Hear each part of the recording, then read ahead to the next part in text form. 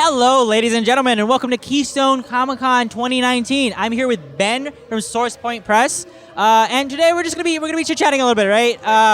We're doing an indie spotlight. You guys are sort of in that indie space, so definitely just want to learn a little bit more about what SourcePoint Press is. You know what you guys kind of do, your mission statement. Can you tell me a little bit about that? Yeah, for sure. So SourcePoint Press is a purveyor of independent horror, sci-fi, and now we've branched out into comedy, lots of other different kinds of things, especially with the addition of like Floppy Cop, Dan Doherty, which you guys know, Jay Fosgett and Seth the Moose. So yeah, we're moving in all different places. Just this year alone, we were nominated for 2 different Ringo Awards, for Best Anthology for Grief and for Best Artist Penciler for Sean Langley. Oh God, we have a Sean Daly and a Langley, and now I messed it up. And edit for Sean. And for the book Ogre. Yeah. So it's been a really good year for SourcePoint Press. We just keep getting bigger and bigger and better and better, and I'm thrilled to be a part of it. Awesome. And it's funny, you mentioned Floppy Cop, friend of the show, Dan Doherty, that is his book, and it's actually something that I personally noticed. I started with SourcePoint Press coming in with the horror stuff, right? Yeah. So a lot of that, like The Rots Down There, Cabinet, Fall Streak, all that kind of things, right? But exactly to what you said, right? You guys are expanding into that comedy space, and so like a little bit more of that. So like, can you guys tell me what you guys see down the line in terms of continuing to grow that? Mm-hmm. Well, so I just as Ben, as me, I don't necessarily want to speak too much for the company. Travis and Levi and Josh Warner and all those guys, they definitely know better than I do. But I can definitely say that with the next couple of years, we will be continuing to expand on the different genres, as long as the ideas are original, as long as the creators are passionate, then we will be there doing it. With the fact that we're now in Diamond and available in every country, literally country that carries Diamond comics, so all over. We went to Dublin this year. Dublin sold out twice this year in Dublin. So I mean, it's only onwards and upwards as far as the eye can see. And then we're now merging with a company called Deepwater Games, which does a lot of board games, and we work with them. So not only are we doing the comics now, but in terms of expansion, we are now working on properties that will become board games as well.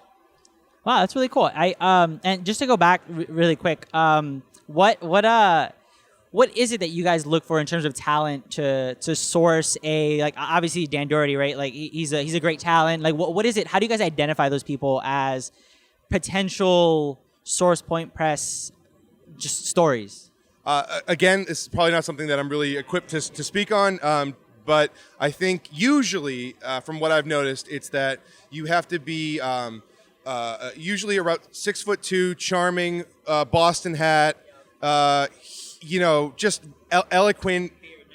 Yeah, actually, you know what? Now that I think about it, yeah, like a nice, like close crop beard, nothing too crazy. A real love of musicals. Wait, edit that part out too. Edit that part out too. What? No. What musicals? Oh. No. What kind of musicals? I personally, have you gone to see Evan Hansen? You like Evan Hansen? Oh no, that's where I stop. Yeah, because so I go from like, I can't believe we're talking about this. No, it's fine.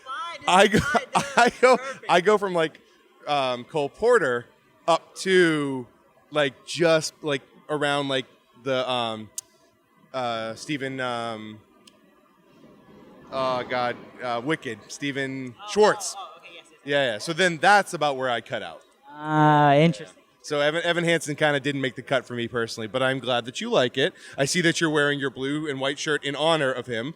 Yeah, we'll go around walking with casts on later if you want to. So, back to comics. Oh, yeah, right. Yes. You do. And we have 2 here that I do want to call out. Both that I picked up looked really, really awesome. So, the Seance Room, right? You lost your note.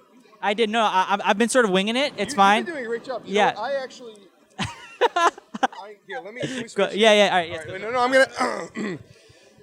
So, what really distinguishes you from the other publishers? Because you at SourcePoint Press, you guys do this work, but there are other companies out there doing what you do. And what distinguishes you from those guys? Here, now you take this. Okay. Pretend like you just asked me that. Okay. Got it. Ready? That's a great question. I guess the biggest thing would be the intention behind it. Like, we are always pushing and working, and we're constantly at every convention. It's really about the creators. There are always creators at the different conventions who are working on the books that you're buying at the table. So you're not just getting a vanity press. You're not just getting something where they pay people so that they have stuff that they can just sell you. We're all the creators are intensely behind all of these books. Great question, man. And I will say, outside of the stuff that I will be reading of yours, what I have read has been, great stuff. Honestly, it's been you can feel that. Dirk Manning has a book out here, Hope. It's been awesome. I have read The Cabinet from Christian Sager. Like, it's good stuff. Like, you can definitely feel that passion. Tell me about the passion behind Seance Room. Sure, yeah, absolutely. So Seance Room, this gentleman here runs a mansion. Inside that mansion, there's 6 ghosts.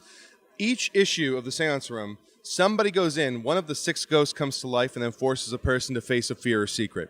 The entire issue is the whole story. So once you actually finish that issue, you are done with that intended story, right? Then issue 2 will come about, and it is a brand new tale of whatever it is that I want to talk about that the Seance Room lends me to talk about. So you have full stories, you have horror in the tradition of more like Twilight Zone, really, Black Mirror, wrapped up in Tales from the Crypt. So right now we have 1 through 3. The 4th one will be available in like a month from now. And it's been great. It's the first book I ever worked on, so this has been fantastic for me. And since then, we actually got Beyond the Demon the Sea greenlit. So that's a Ben Templesmith cover, which is really rad because he's like my favorite artist ever.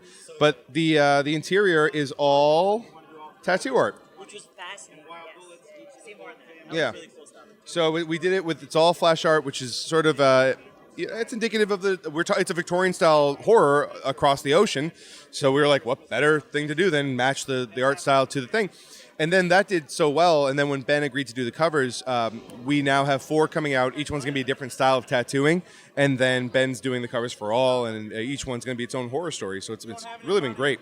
And then for me, it's nice, too, because I just get to write cool horror stories. Like, with Seance Room, you kind of always have to keep it in the realm of the idea. But with the new tattoo book, oh, man, you can do anything.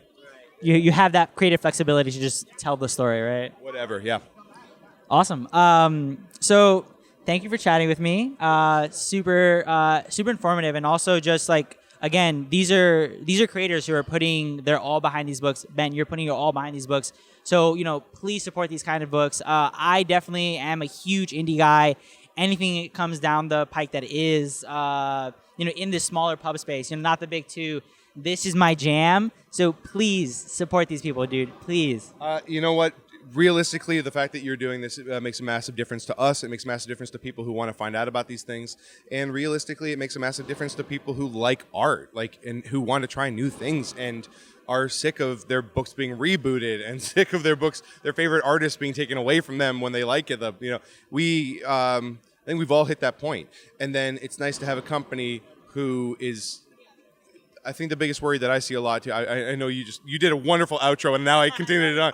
But I will say that now, having been on the road for 3 or 4 years now with these guys and starting to work for other companies, and I start to see that the consistency and the trust factor of being at every convention, of having these books come out, it's a massive thing where Travis, the editor-in-chief, Travis McIntyre, he is extremely concerned about if we put something in solicitations and we say, Diamond, this is going to be, it happens.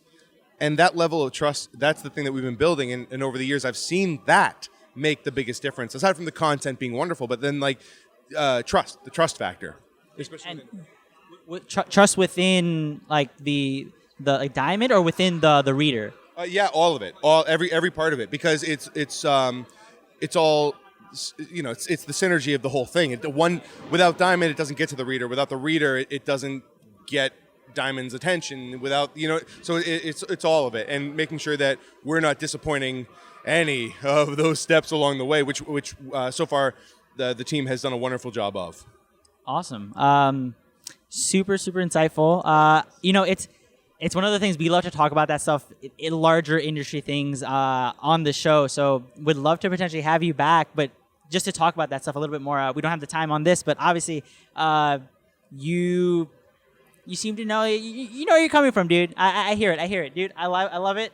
Thank you so much, Ben. Again, before we leave, please, any kind of plugs, anything that you're doing, either with SourcePress, outside, stuff that you have down the pike, just let us know. Yeah, for sure, man. Obviously, SourcePoint Beyond the Demon is in previews right now, and then Seance will be next month. But I'm also doing a book called RV9 from Mad Cave Studios, the guys who are doing Battle Cats, Honor and Curse, Knights of the Golden Sun. That's a 5-issue arc about a female assassin who left an order of the greatest assassins in the entire world in 2055 and is now trying to systematically undermine them because it's a whole story examining like what love would be like in that situation. And her name's Velveteen because it models after the Velveteen Rabbit and like when love makes you real and how that's explored in this world. Go get that. That's going to be at your comic stores. And just keep reading independent comics. If they're not mine, make sure they're someone's. Yes to that. Ben, thank you so much. It was awesome talking to you. Thank you. For you listeners at home, you can find us on YouTube, as you will.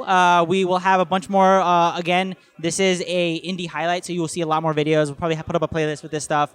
But for outside of that, for social, you can find us at The Comics Pals on Instagram, on Twitter, Facebook.